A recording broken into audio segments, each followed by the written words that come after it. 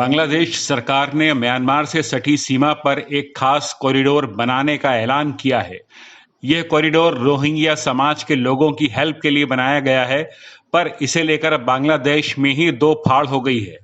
एक तरफ है बांग्लादेश सरकार के प्रमुख मोहम्मद यूनुस, तो दूसरी तरफ बांग्लादेश की सेना। दरअसल बांग्लादेश की सेना नहीं चाहती कि यह कॉरिडोर बने। नाराज सेना ने इस गलियारे का नाम दिया है खूनी गलियारा। इस खूनी गलियारे पर चर्चा करने से पहले हमें ये समझना होगा कि रोहिंग्या समस्या है क्या और ये सब स्टार्ट कब हुआ। म्यांमार का पुराना नाम है बर्मा और ये इलाका ब्रिटिश इंडिया का ही पार्ट था। साइमन कमीशन की रिकमेंडेशंस के बाद इसे हिंदुस्तान से अलग कर दिया गया। अगर हम भारतीय इतिहास देखें तो बर्मा का उल्लेख हमें तब मिलता है जब मुगल बादशाह शाहजहां के बेटे शाह शुजा ने अपने भाई औरंगजेब की ताजपोशी को लेकर बगावत कर दी। शुजा उस समय बंगाल का गवर्नर था। नाराज औरंगजेब और शुजा में इलाहाबाद के पास खजुआ में जंग हुई और मुगल शहजादा शुजा हार कर बर्मा की अराकान की पहाड़ियों या आज के रखाइन राज्य में चला गया। मुगलों के बाद बर्मा बरतानिया हुकूमत की निगहबानी में आ गया। आज इस रखाइन प्रांत में रोहिंग्या लोग रहते हैं। रोहिंग्या इस्लाम को मानने वाले हैं और इनकी आबादी महज 10 से 14 लाख के आसपास है। लेकिन म्यांमार सरकार का दावा है कि 1823 से पहले तक रोहिंग्या यहाँ नहीं रहते थे और ये लोग सब बंगाली हैं, यानी रोहिंग्या बर्मा के नहीं हैं, ये बंगाली लोग हैं। इस वजह से इनको म्यांमार के स्वदेशी जातीय समूह में शामिल नहीं किया गया। इसका असर यह हुआ कि ये लोग बर्मा के नागरिक नहीं हैं, यानी रोहिंग्या म्यांमार के नहीं हैं, वो बांग्लादेश से आए हैं, इसलिए वो बर्मा के सिटीजन नहीं हैं, ऐसा म्यांमार सरकार कहती है। और जब वो सिटीजन ही नहीं है, नागरिक ही नहीं है, तो वो हुए घुसपैठिए, यानी रोहिंग्या बर्मा में गैर कानूनी ढंग से रह रहे हैं। रोहिंग्या रह भले रहे हों, लेकिन वो बर्मा के नागरिक नहीं हैं, इसलिए उनको एजुकेशन, हेल्थ या बैंकिंग की सुविधाएं नहीं दी जा सकती। धीरे धीरे म्यांमार सरकार का रुख सख्त और सख्त होता चला गया। हालत ये हो गई कि सन 2017 में बर्मा की सेना ने एक खास ऑपरेशन चलाया और इसे नाम दिया क्लियरिंग ऑपरेशन।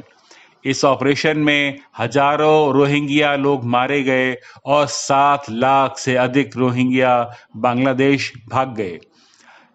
अब रोहिंग्या ने भी बंदूक का सहारा लिया और अक्टूबर 2016 से अगस्त 2017 के बीच उन्होंने म्यांमार में सिलसिलेवार हमले भी किए।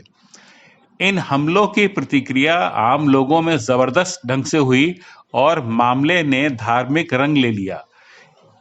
रखाइन राज्य में बौद्धों और मुस्लिम समुदाय के बीच टेंशन बहुत बढ़ गई, क्योंकि म्यांमार में 85% तो बौद्ध रहते हैं।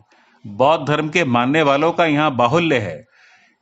इस तनाव को देखते हुए बांग्लादेश ने रोहिंग्याओं को सीमित संख्या में अपने देश के कॉक्स बाजार इलाके में बसने की परमिशन दे दी।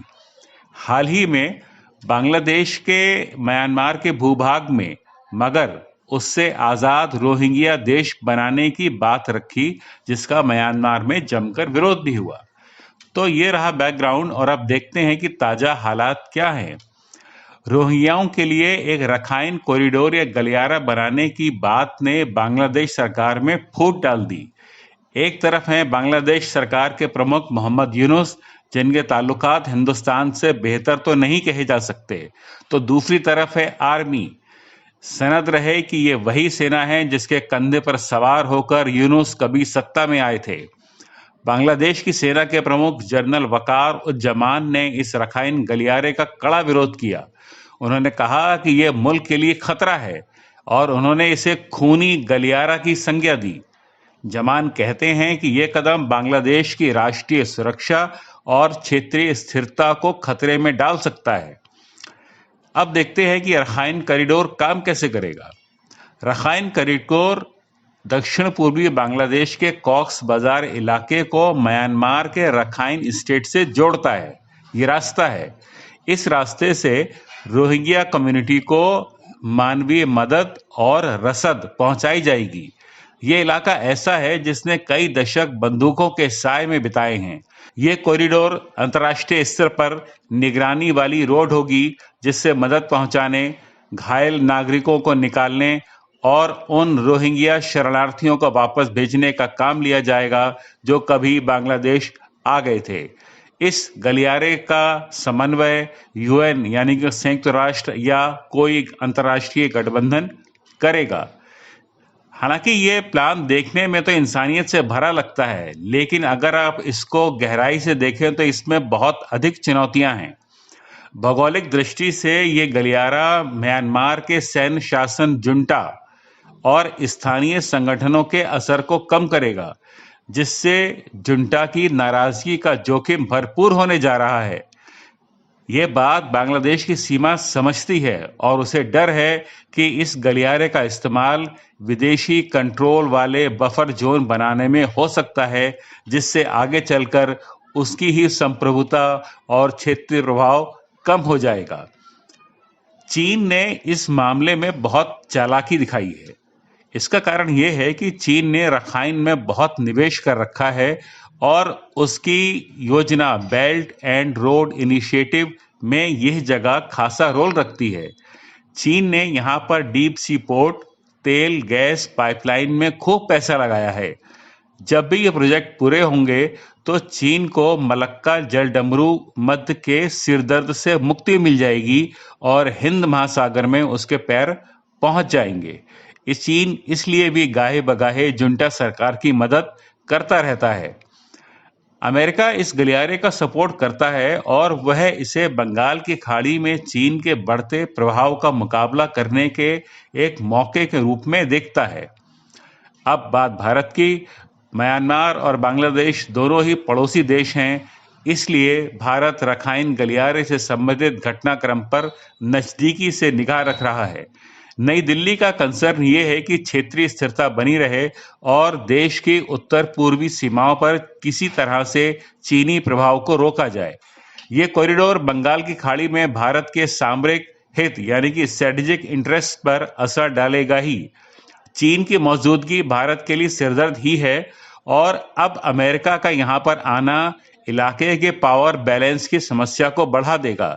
इसकी एक वजह यह भी है कि रूस के म्यांमार सरकार से बेहतर संबंध हैं और म्यांमार सरकार रूसी हथियारों के दम पर ही अपने देश के विद्रोहियों का सामना कर रही है।